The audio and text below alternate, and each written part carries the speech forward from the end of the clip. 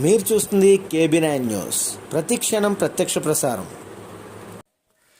శ్రీ శ్రీ శ్రీ పద్మావతి సమేత శ్రీ వెంకటేశ్వర స్వామివారి ఆలయ నవమి వార్షికోత్సవం వివరాల్లోకి వెళితే, విశాఖపట్నం పశ్చిమ నియోజకవర్గం 62వ వార్డ్ మల్కాపురం ప్రకాశ్ నగరంలో స్వయంభుగా వెలిసిన శ్రీ పద్మావతి సమేత శ్రీ వెంకటేశ్వర స్వామివారి ఆలయంలో 9వ వార్షికోత్సవం జరుపుతున్నారు. ఈ సందర్భంగా స్వామివారికి 108 కలశములతో సుగంధ జల ద్రవ్యాలతో స్వామివారికి అఖండ వైభవంగా అభిషేకాలు, కోలాటాలతో ఊరేగింపులు, అన్నమయ్య సంకీర్తనలు, గోవింద నామ స్మరణలు నవమి వార్షికోత్సవం జరుపుతున్నారు.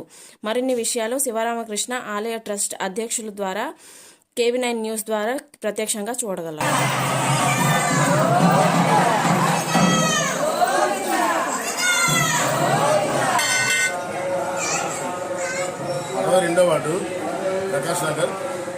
ప్రకాశ్ నగర్లో వేయించేస్తున్న పద్మావతి సమేత శ్రీ వెంకటేశ్వర స్వామి దేవాలయం 9వ వార్షికోత్సవం. ఈవేళ నుండి 108 కలశంతో స్వామివారికి సుగంధ జల అభిషేకంతో స్వామివారికి అభిషేకం జరుగుతుంది. అందువల్ల 108 కలశంతో ఊరేగింపు చేయడం జరిగింది. ఊరేగింపు తర్వాత స్వామివారికి సుగంధ జల ద్రవ్యాభిషేకంతో అభిషేకం అవుతుంది.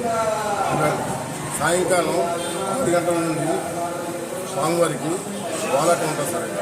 శ్రీ శివకేశవ అన్నమయ్య కోలాటం వారి చేత కోలాటం. అనంతరం అదే గ్రూప్తో స్వామివారి అన్నమయ్య సంకీర్తనలు ఉంటాయి 9 గంటల వరకు. ఈరోజు కార్యక్రమం సార్. రేపు 3వ రోజు 27వ తారీఖు ఉదయం 9 గంటల నుండి గోవిందనామ స్మరణతో మారుమోగిపోతుంది గుడంతా. మొత్తం రోజంతా ఉంటుంది.